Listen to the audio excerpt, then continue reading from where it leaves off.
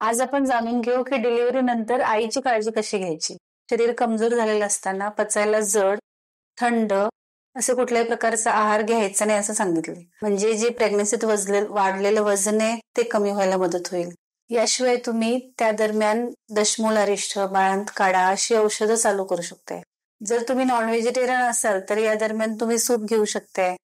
आणि तिकडे वायू जाऊन न बसल्यामुळं पोट जेवढं फ्लॅट व्हायला जास्त मदत होते. बेड खाली भरपूर निखारे ठेवून वगैरे जे काय शेकायची पद्धत होती ती कालांतराने आता कमी दिसते.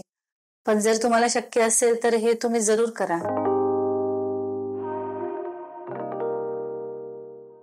नमस्कार, मी वैद्य स्वाती यादव कल्याणी शायरुत पुणे या चॅनलमध्ये आपलं स्वागत करते. आज आपण जाणून घेऊ की डिलिव्हरी नंतर आईची काळजी कशी घ्यायची. नॉर्मल डिलिव्हरी झाल्यानंतर 3 ते 5 दिवसात घरी सोडतात आणि सिझेरियन नंतर 5 ते 7 दिवसात डिस्चार्ज देतात. पण हे जेव्हा आपण हॉस्पिटलमध्ये राहतोय तेव्हा तिथला जो काही आहार मिळतोय त्याच्यामध्ये हल्ली सगळ्या गोष्टी द्यायला पाहिजेत, न्यूट्रिशनल खायला पाहिजे. या हेडिंग खाली कधी दह्याची वाटी असते, कधी सॅलड असते, कधी पापड दिलं जातंय, फळं दिली जातात. हे सगळं आयुर्वेदानुसार निषिद्ध आहे. म्हणजे कारण की एकतर तिचा वातप्रकोप झालेला असतो डिलिव्हरीमध्ये, त्यामुळे वातप्रकोप झालेला असताना आणि शरीर कमजोर झालेलं असताना पचायला जड, थंड असे कुठल्याही प्रकारचा आहार घ्यायचा नाही असं सांगितले.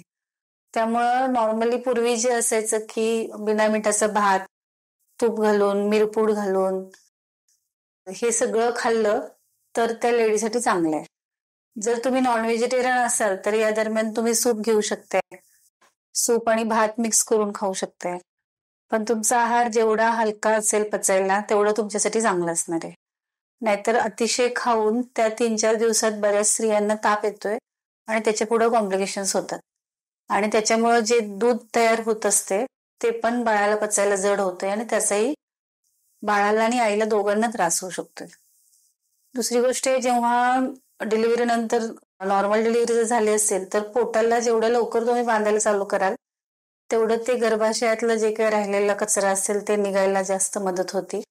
आणि तिकडे वायू जाऊन न बसल्यामुळं पोट जेवढं फ्लॅट व्हायला जास्त मदत होती.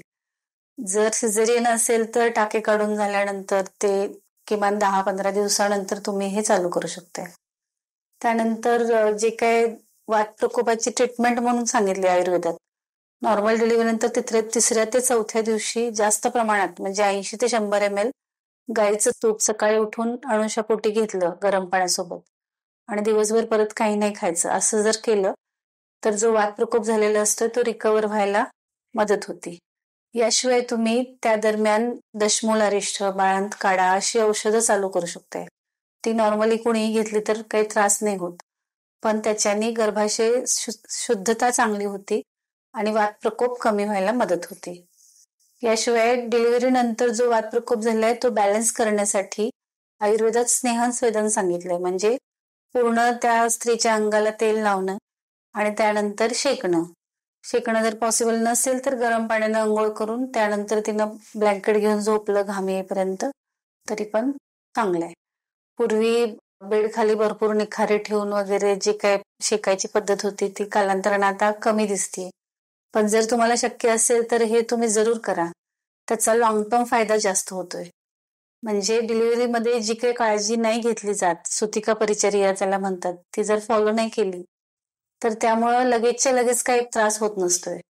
पण वयाच्या 40 नंतर 50 नंतर सांधेदुखीचा त्रास होणे, थायरॉइड सारख्या हार्मोनल इम्बॅलन्सच्या गोष्टी होणे, हे सगळं पुढे जाऊन परिणाम करणारं असतंय. त्यामुळं त्या वेळात जरी तुम्हाला कितीही वाटत असेल की माझं काही दुखत नाही, मला शेकायची काही गरज नाही, तरी पण हे कंपल्सरी केलं तर तुम्हाला त्याचा लॉंग टर्म फायदा होईल. त्याच वेळी काही गोष्टी पाळायला पाहिजेत, जसं की तुम्ही गार पाण्यात हात नाही घालायचा, फॅनचं वार नाही घ्यायचं, एसी नाही लावायचा. म्हणजे कान, सगळे इंद्रिय आपले तेव्हा कमजोर झालेले असतात आणि शरीरात एक थकवा असतोय. त्यावेळी तुम्ही त्या इंद्रियांचं संरक्षण करणं गरजेचं असते. म्हणूनच कानात कापूस घालणं, डोक्याला व्यवस्थित बांधणं, स्वेटर घालणं, फॅनचा वारा न घेणं हे जर तुम्ही केलं तर तुम्हाला भविष्यात जाऊन वातप्रकोप होणार नाही, हे नक्की आहे. त्यामुळं सुतिका परिचर्या जेवढी तुम्ही स्ट्रिक्टली फॉलो कराल तेवढं तुमचं शरीर बॅक टू नॉर्मल लवकर येईल. म्हणजे जे प्रेग्नन्सीत वाढलेलं वजन आहे ते कमी व्हायला मदत होईल. शिवाय जी सूज आल्यासारखी असते पूर्ण शरीरावर ती कमी होईल. आणि सगळ्यात महत्वाचं म्हणजे आईचं वजन नॉर्मल होण्यासाठी या सगळ्या गोष्टींचा फायदा होतोय. त्यामुळं या सगळ्या नियमांचं फॉलो करून तुम्ही जर डिलिव्हरी नंतर स्वतःची काळजी घेतली तर तुम्हाला नक्कीच त्याचा चांगला फायदा होईल.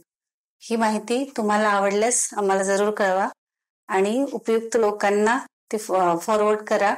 आमच्या चॅनलला लाईक, शेअर, सबस्क्राईब करा. असाच व्हिडिओ पुन्हा घेऊन येईपर्यंत धन्यवाद.